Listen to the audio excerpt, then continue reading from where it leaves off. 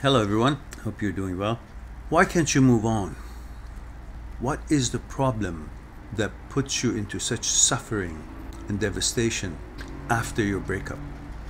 What is the real problem that stops you from this simply a puddle in front of you that you can easily jump?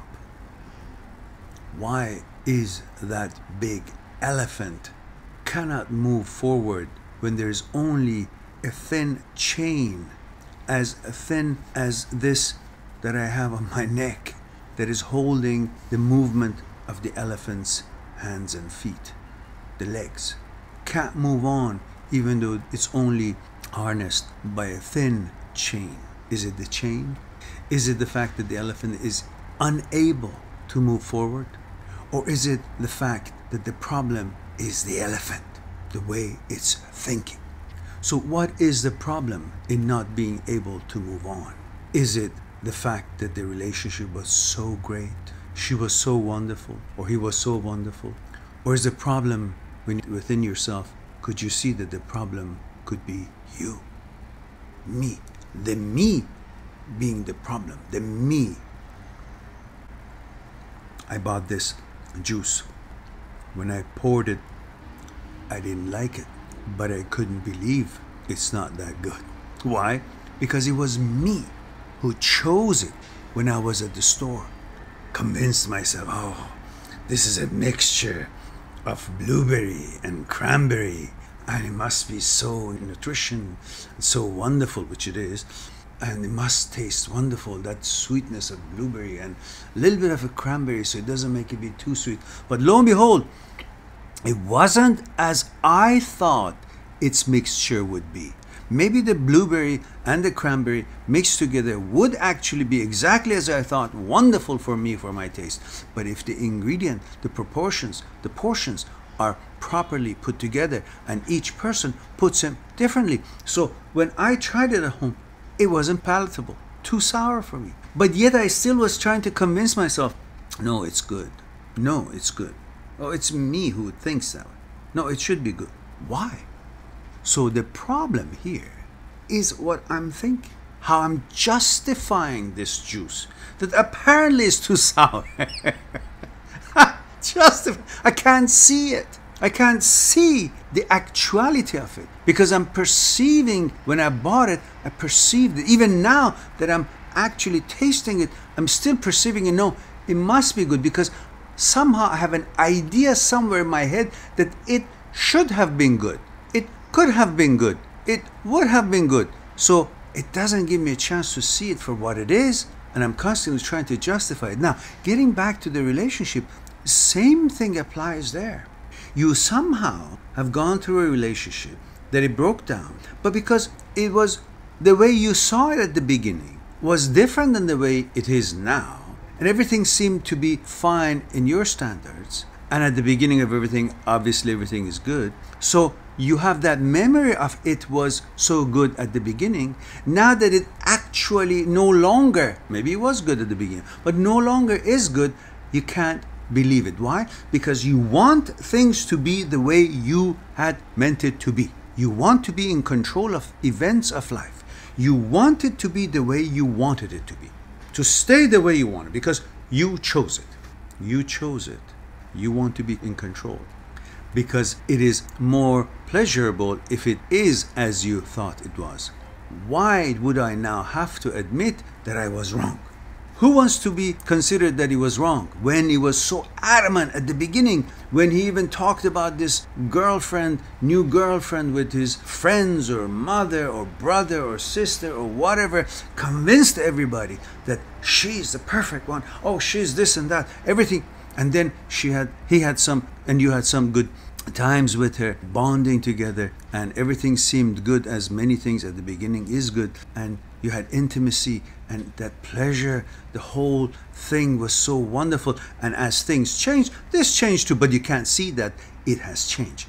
You still want to see it with the way it was because you want it to be the way it was. You want the pleasures to be the way it was supposed to be, and it was at one time, because you want to be in control. You want things to be the way you chose it, you wanted it, you meant it to be.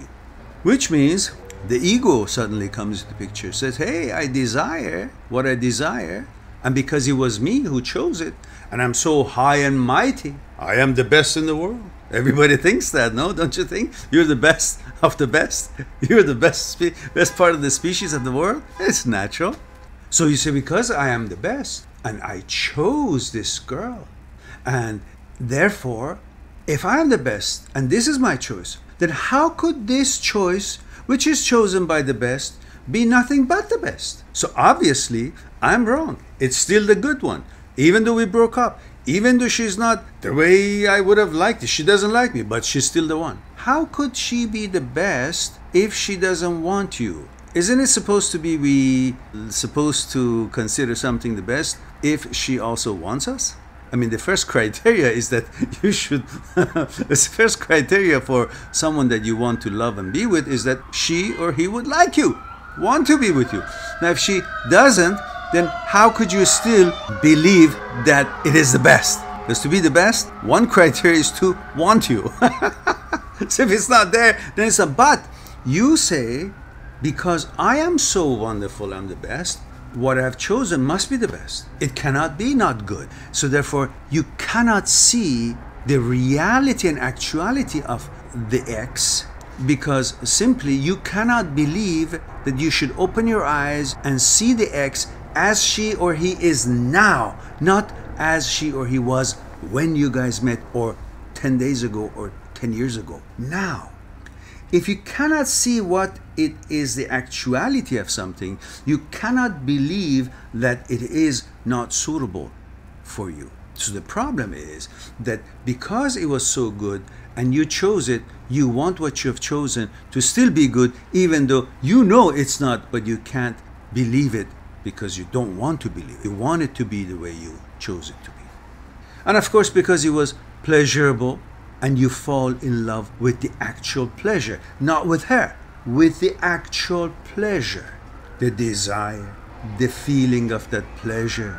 Therefore, you end up worshiping the pleasure, not the fact that the person whom you had the relationship was the best, the fact that you're now worshiping the pleasure. And if you're worshiping the pleasure, you cannot even see it for what it is. And when you cannot see it for what it is, you will always think it was good. And that's what you do. You constantly think about your ex, that it was good. But if you really see the ex as it is now, then you will see if it was good or not. And if it's not good, see it as it is. Not good. For whatever reason. For you, not good. And if it's not good, then it's easy to move on because you've already understood the actuality, seen the actuality of the person as she is, as he is, at the moment, at the time that you guys have broken up, and not perceiving it as it was when the days that you guys were fine.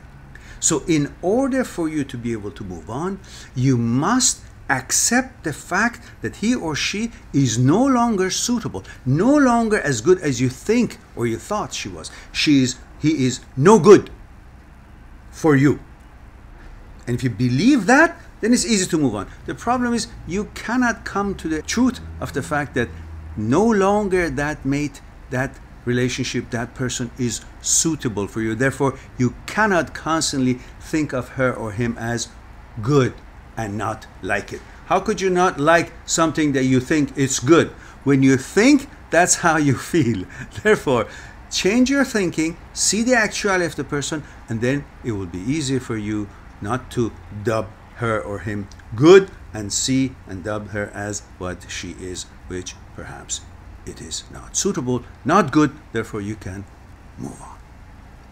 Give it a thought and hope something for you to think about, and talk to you soon. Subscribe on my channel, visit my channel, and go through the videos that you might be interested in. Mind@seekstruth.com, making it one step away to talk to me one-on-one on Skype and discuss what concerning you. I'll talk to you soon.